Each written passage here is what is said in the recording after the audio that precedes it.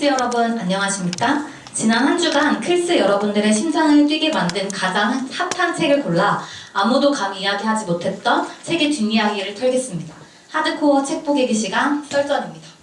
이번 책의 주제는 인공지능이었어요. 다들 지난주 인공지능 강의를 기억하시나요?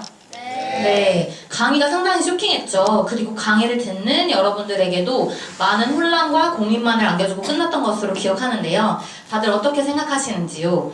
특히 저희 조에서는 인공지능 내용으로 조별 토론을 하면서 거의 싸움이 날 뻔했습니다.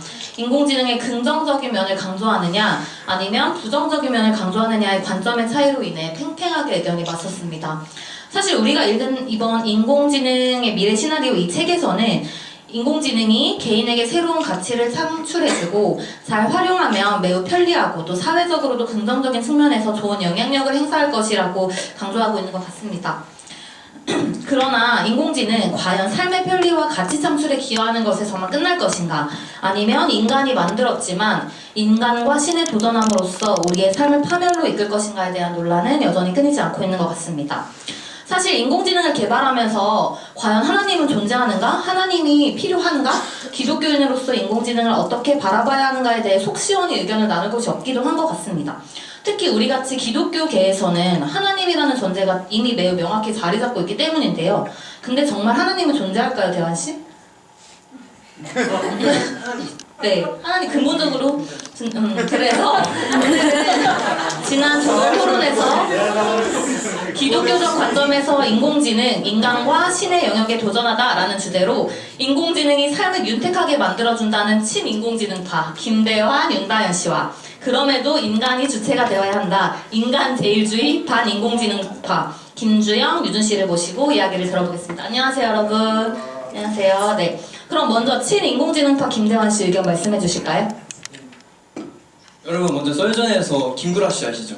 네. 약간 김구라 씨 같은 느낌으로 진행해볼게요. 이 책에서 보면은 저자가 21세기까지에는 약한 인공지능, 강한 인공지능까지 있을 거라고 얘기를 했어요. 그래서 강한 인공지능까지가 제가 지금 살고 있는 세대 안에서 진행될 거라고 생각해서 먼저 복지의 측면에서 보면은 노령화가 진행되고 있는데 인공지능의 발달 없이는 이거를 해결할 수 있는 방법이 없다고 생각하고요.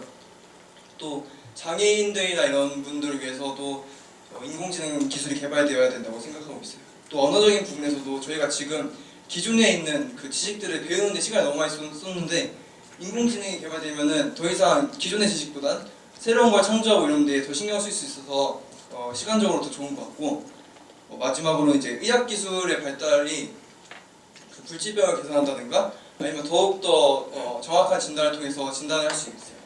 제일 마지막으로는 돈이 되는 사업이어서 그래서 찬성하고 있습니다. 중요하죠. 근데 반대이신가요? 네.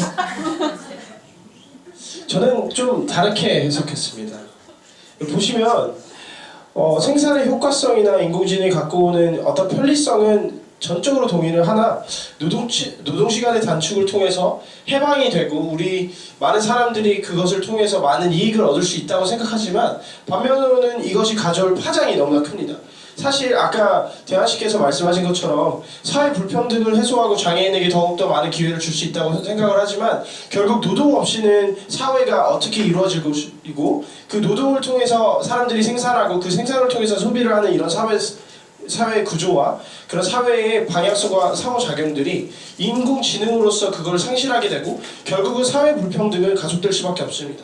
인공지능을 갖고 있는 자, 인공지능이 훨씬 더 좋은 자 그리고 결국 인공지능을 통제할 수 있는 자들이 훨씬 더 사회적 지위가 높아질 것이고 하지만 또 통제에 대한 부분을 이야기하고 싶은데요. 통제는 어떻게 할 것이며 인공지능이 자의식이 있고 스스로 알고리즘이 있다면 다른 컴퓨터나 과학기술과는 다릅니다.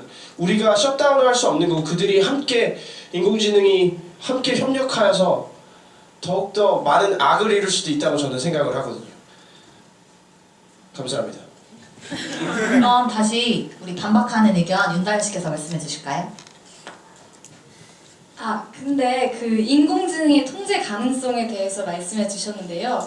그 부분에 대해서 이제 저희가 킬 스위치라는 거를 적용해서 저희가 이제 그 최종적으로 통제할 수 있는 것을 적용할 수 있다고 생각하고, 또 인공지능은 결국 사람이 만든 것이기 때문에 두려워할 필요가 없고 AI를 인해서 인간의 한계가 넓어질 거라는 전문가들의 의견이 아직 우세하게 많기 때문에 저는 그런 부분에 대해서는 좀 더 긍정적으로 바라보고, 또 개인의 능력이 그 격차가 굉장히 완화된다는 부분에서 지금 현재 인공지능이 충분한 데이터랑 적합한 알고리즘을 적용할 경우에 비전문가가 하는 작업보다 좋은 결과를 낼 수 있는 경우가 굉장히 많잖아요. 그래서 아까 대하 씨가 말씀해 주셨던 언어 번역 같은 경우에도 그렇고 해서 저는 그 다른 것을 개발할 시간이나 자원을 더욱 많이 확보할 수 있기 때문에 그렇기 때문에 더 많은 기회를 제공해 준다는 이점을 포기할 수 없다고 생각합니다. 그렇군요. 다현 씨의 의견을 정리하자면 결국 인공지능의 최종 통제권을 인간이 가지기만 하면 개발하는 건 문제가 없고, 그래서 그냥 그것은 이제 좋은 점, 우리가 인공지능의 편리성만 잘 활용한다면 충분히 좋다, 이렇게 말씀해 주신 거죠? 네네. 그러면 이걸 반복하는 우리 유준 씨 의견 들어볼까요?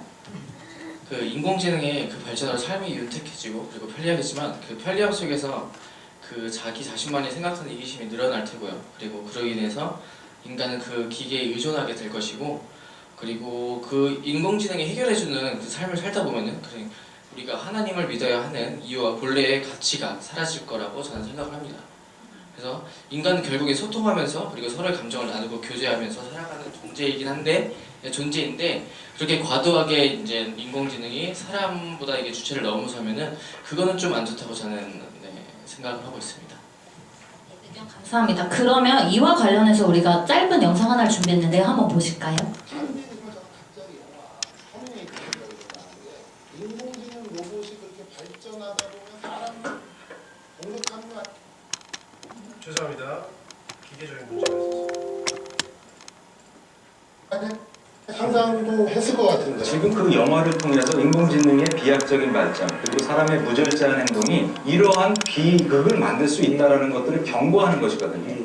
인공지능이 발전을 해서 사람이 인식하고 판단하는 것처럼 행동할 수는 있어요. 그런데 그것이 사람이 제어하는 단계를 넘어섰을 때 그런 것들이 벌어진다라고 가정하고 있잖아요. 그런 걱정을 전혀 할 필요가 없는 게 인공지능이 감정은 없다는 거예요. 이건 누구나 다 동의하는 부분이에요. 감정이 없는데 누구를 의도적으로 공격할 이유가 없다는 거죠. 이건 영화적인 상상력이라고만 생각하도 될 것 같습니다. 맞습니다. 사업장이 말씀하신 것처럼 이루어져야 돼요. 그런데 얼마 전에 있었던 사례 하나가 있지 않습니까? 자율주행 자동차. 사고를 피하지 못했고 끼어드는 차량을 인지 못하고 사고가 결국 숨졌습니다. 이게 굉장히 이제 비약적인 가정인데 사람이 운전하다가 그 사람들을 칠 수밖에 없는 상황을 한번 가정해 보는 거죠. 그럼 사람이 갖고 있는 윤리의식은 피할 수 없다라면 어른을 치게 됩니다. 노약자나 어린아이를 보호하고자 하는 의식이 발동하게 돼요. 그렇죠. 근데 기계는 그렇게 인지하지 못해요. 어린아이를 칠 수도 있어요. 이런 것들은 좀 비약이긴 하지만 굉장히 큰 비극이지 않습니까? 네. 이런 것들이 인간지능이 사람보다 갖지 못한 한계라는 것이죠. 뭐 정말로 이제 그런 상황이라면 그래서 가치 판단을 인간대로 해야 된다면 능력이 충분히 가능하다고 보고, 그리고 이제 그걸 떠나서 인간이 운전함으로 해서 생기는 교통사고가 얼마나 많습니까? 예를 들면 음주운전 기계라면 하지 않을 거 아니에요. 졸음운전 인공지능이 하지 않을 거 아닙니까? 이런 어마어마한 양의 교통사고 대비 인공지능이 운전하는 자동차가 훨씬 더 안전하고 훨씬 더 믿을 수 있다는 것이죠. 인공지능의 발전이 뭐 분명히 피할 수 없는 시대의 흐름은 뭐 당연한 것 같고요. 하지만 감정을 가진 인간만이 할 수 있는 영역이 확실히 좀 있는 게 아닌가라는 게 저의 의견이고, 균형을 맞춘 어떤 발전이 굉장히 중요할 것 같다는 생각이 듭니다. 네, 여러분, 인공지능은 이미 거스를 수 없는 세계의 운명이 된 것 같습니다. 개발의 속도가 매우 빠르고 이미 세계는 인공지능의 시대가 되었습니다. 인공지능이 어디까지 발전할 것인가, 그리고 인간다움이라고 흔히 말하는 감정, 영성, 가치까지 모방할 수 있을 것인가, 우리는 한 치 앞도 예상할 수 없는 세계를 살고 있습니다. 그럼에도 불구하고 인간이 인공지능과 달리 인간다울 수 있는 것은 인공적으로 만들어지지 않은 따뜻한 심장, 그리고 흙으로 만들어져 흙으로 돌아갈 수밖에 없는 인간의 몸, 자연 그 자체가 아닌가 싶습니다. 우리는 인공이 아니라 인간입니다. 인공지능은 인간의 삶을 편리하게 만들기 위해 만들어졌지만 성경적으로 볼 때 인간은 인간 그 자체가 하나님의 지으신 목적이었습니다. 우리는 이 사실을 기억해야 할 것입니다. 그저 우리를 사랑해서 함께하고 싶어 신이 만드신 인간, 어떤 수단이 아닌 그 목적 자체로 지음받은 우리, 그 목적을 잃고 주객이 전도되는 일이 없었으면 합니다. 이상 썰전 마치겠습니다. 함께해 주신 여러분들 고맙습니다. 감사합니다.